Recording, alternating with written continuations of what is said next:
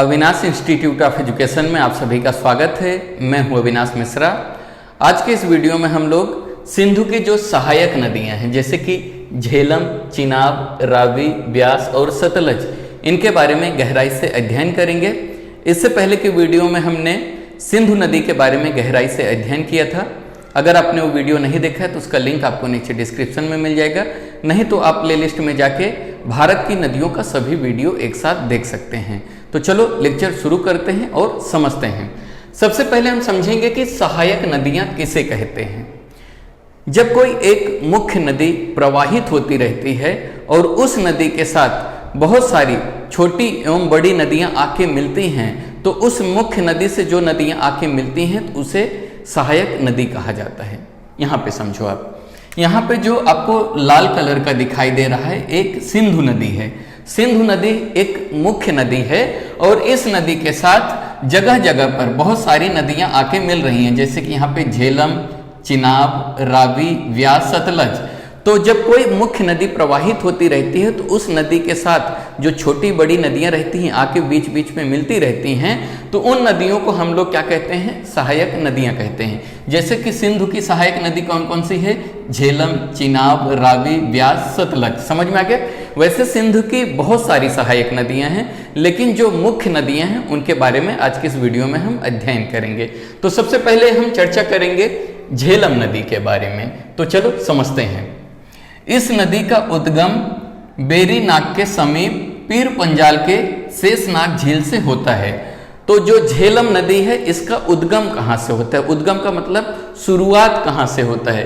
तो इस नदी का जो उद्गम या शुरुआत है वो कहाँ से होता है? बेरी नाग के समीप पीर पंजाल के शेषनाग झील से होता है। कभी कभी आपसे प्रश्न पूछा जाएगा कि झेलम नदी का उद्गम कहाँ से होता है, तो याद रखना झेलम नदी का जो उद्गम है वो शेषनाग झील से होता है। समझ में आ गया? इसकी लंबाई जो है 725 किलोमीटर है। झेलम नदी की लंबाई कितनी है? 725 किलोमीटर है। यह नदी श्रीनगर के समीप उलर झील में मिलती है और आगे बढ़कर मुजफ्फराबाद से मंगला तक भारत पाकिस्तान के बीच 170 किलोमीटर लंबी सीमा बनाती है। यहाँ पे आपको ध्यान देना है। समझ में आ गया? तो यह नदी जो है श्रीनगर के समीप, अगर आप श्रीनगर में जाओगे तो वहाँ पे एक झील है जिसे हम लोग वूलर झील कहते हैं, वहाँ पे जाके मिलती है और आगे बढ़कर मुजफ्फराबाद से लेकर मंगला तक भारत पाकिस्तान के बीच 170 किलोमीटर जो है लंबी सीमा बनाती है। कौन नदी? झेलम नदी। और पाकिस्तान के झंग के निकट चिनाब नदी से मिल जाती है। तो आप मानचित्र में देख सकते हो, यहाँ पे जो आपको दिखाई दे रहा है ये झेलम नदी है। समझ में आ गया? झेलम नदी का उद्गम कहाँ से होता है? शेषनाग झील से होता है। और इसका मुहाना कहाँ पे होता है? मुहाना मतलब एक कहाँ पे इसका अंत हो जाता है या किस नदी से जाके मिल जाती है? तो ये कहाँ पे जाके मिल जाती है? पाकिस्तान के निकट, पाकिस्तान में एक जगह है जिसका नाम है झंग। समझ में आ गया? झंग के निकट जो है चिनाब नदी से जाके जो झेलम नदी है वो जाके मिल जाती है। क्लियर हुआ? अब हम आगे समझेंगे चिनाब के बारे में। चिनाब सिंधु की सबसे बड़ी सहायक नदी है। कभी कभी आपसे प्रश्न पूछा जाएगा कि सिंधु की जो सबसे बड़ी सहायक नदी है वो कौन सी है? तो याद रखना चिनाब नदी। चिनाब नदी जो है सिंधु की सबसे बड़ी सहायक नदी है। क्लियर हुआ? आगे समझो।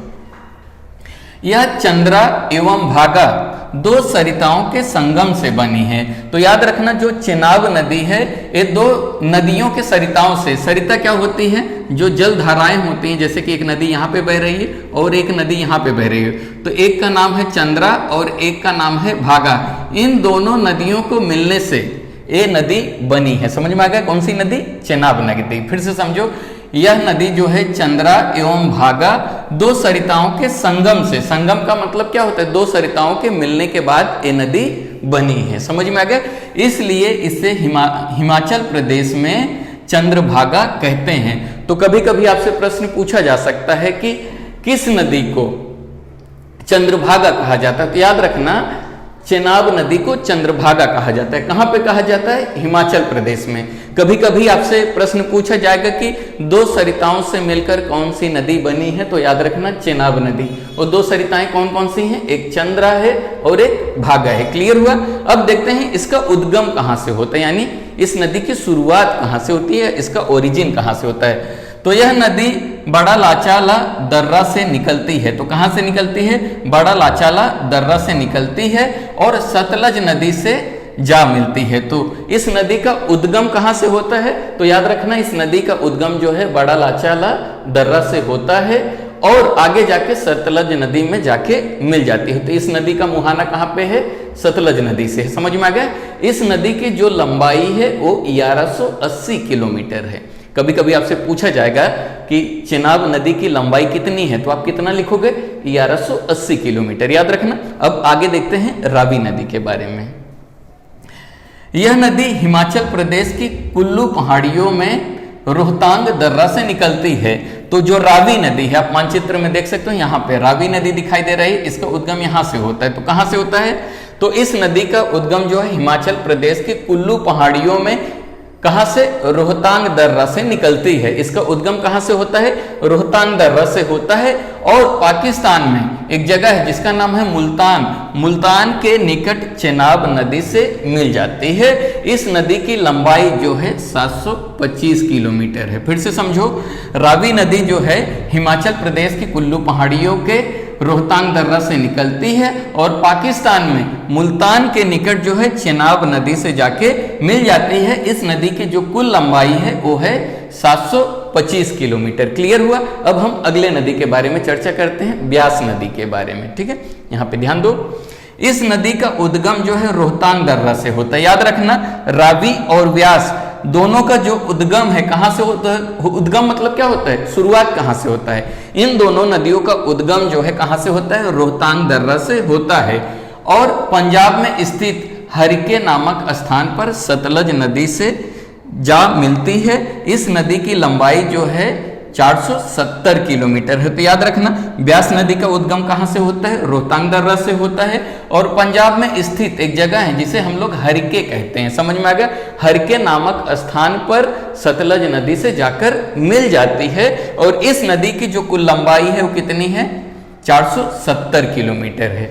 समझ में आ गया?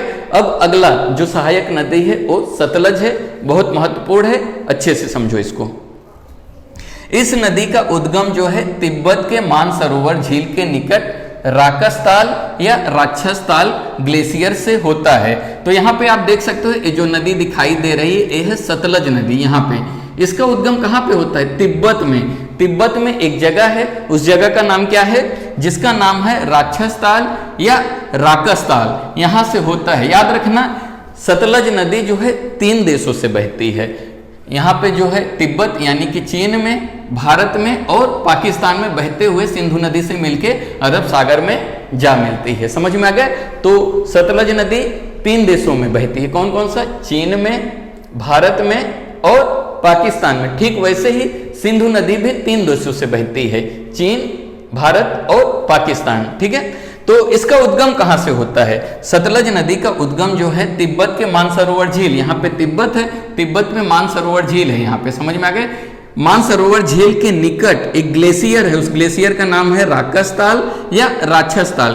कहीं कहीं पे राकसताल लिखा होता है, कहीं कहीं पे राक्षसताल लिखा होता है, तो कंफ्यूज होने की जरूरत नहीं है। ठीक है, तो इस ग्लेशियर से इसका उद्गम होता है, यानी कि इससे शुरुआत होती है। यह हिमालय को काट कर सिपकिल्ला दर्रे के पास भारत में प्रवेश करती है। तो यहाँ पे क्या करती है? यह नदी हिमालय को काट देती है और एक दर्रा है, उस दर्रे का क्या नाम है? सिपकिल्ला दर्रा। वहां से क्या करती है? यह नदी भारत में प्रवेश करती है, यानी कि इस जगह पे क्या करती है? भारत में प्रवेश करती है और इसके पश्चात यानी कि इसके आगे यह जो है रावी, चेनाब तथा झेलम नदियों का संयुक्त जल एकत्रित करके, यानी कि सतलज नदी क्या करती है? यहाँ पे भारत में प्रवेश करती है। उसके बाद देख सकते हो व्यास, रावी, चेनाब, इन नदियों का जो होता है जल एक साथ मिलकर, एक साथ संयुक्त रूप से एकत्रित करके क्या करती है? पाकिस्तान में मिथानकोट नामक जगह पे, यहाँ पे एक जगह है जिसे मिथानकोट कहते हैं पाकिस्तान में। समझ में आ गए? तो पाकिस्तान में मिथानकोट नामक स्थान पर सिंधु नदी से जाकर मिल जाती है इस नदी की जो कुल लंबाई है वो है 1450 किलोमीटर। याद रखना, जो सतलज नदी है इसकी कुल लंबाई कितना है, 1450 किलोमीटर है। तथा यह भारत में इसकी कितनी लंबाई है, तो भारत में इसकी लंबाई है 1050 किलोमीटर। बहुत इंपॉर्टेंट है, याद रखना। सतलज नदी की जो लंबाई है भारत में कितना है, 1050 किलोमीटर प्रवाहित होती है। और जो प्रसिद्ध यानी कि जो बहुत फेमस एक बांध है उसका नाम है भाखड़ा और नांगला। यह बांध जो है इसी नदी पर बनाया गया है। तो आपसे प्रश्न पूछा जा सकता है कि ये जो बांध है जिसका नाम है भाखड़ा और नांगला, ये किस नदी पर बनाया गया है, तो याद रखना यह बांध जो है सतलज नदी पर बनाया गया है। तो वीडियो कैसा लगा कमेंट करके जरूर बताइएगा। अगर अभी तक इस चैनल को आपने सब्सक्राइब नहीं किया है तो कर लीजिए। वीडियो देखने के लिए धन्यवाद।